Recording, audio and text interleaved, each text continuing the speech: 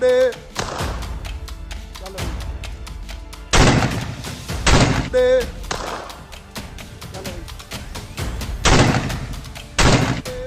Punjabi singer ally Mangat, ਜੋ ਹਾਲ ਹੀ ਵਿੱਚ rummy Randhawa ਨਾਲ ਹੋਈ ਕੰਟਰੋਵਰਸੀ ਕਰਕੇ ਚਰਚਾ ਵਿੱਚ ਬਣਿਆ ਹੋਇਆ ਸੀ, ਤੇ ਹੁਣ ਐਲੀ ਫਿਰ ਤੋਂ ਵਿਵਾਦਾਂ ਵਿੱਚ ਘਿਰਦੇ ਨਜ਼ਰ ਆ ਰਹੇ ਹਨ। ਜੀ ਹਾਂ, ਵਿਵਾਦਾਂ ਵਿੱਚ ਘਿਰਨ ਦਾ ਕਾਰਨ ਹੈ ਉਹਨਾਂ ਦੀ ਸੋਸ਼ਲ ਮੀਡੀਆ ਤੇ ਵਾਇਰਲ ਹੋ ਰਹੀ ਇਹ ਵੀਡੀਓ, ਜਿਸ ਵਿੱਚ ਐਲੀ ਬੰਦੂਕ ਵਿੱਚੋਂ ਫਾਇਰ ਕਰ ਰਹੇ ਹਨ। ਤੇ ਤੇ ਚਲੋ ਇਹ ਕਿੱਥੋਂ ਤੱਕ ਸਹੀ ਹੈ ਕਿ ਇੱਕ ਸਿੰਗਰ ਦਾ ਸੋਸ਼ਲ ਮੀਡੀਆ ਉੱਤੇ ਬਣਾਈ ਗਈ ਵੀਡੀਓ ਵਿੱਚ ਇਸ ਤਰ੍ਹਾਂ ਫਾਇਰ ਕਰਨਾ? ਤੇ ਚਲੋ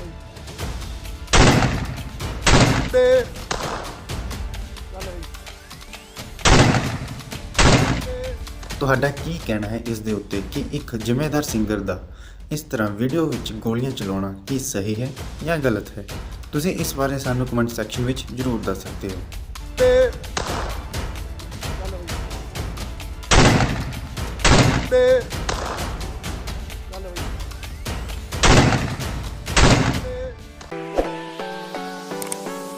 ਹੋਰ ਵੀ ਲੇਟੈਸਟ ਅਪਡੇਟਸ ਲਈ ਤੁਸੀਂ ਦੇਖਦੇ ਰਹੋ ਰੁਤਬਾ ਪੰਜਾਬ ਦਾ।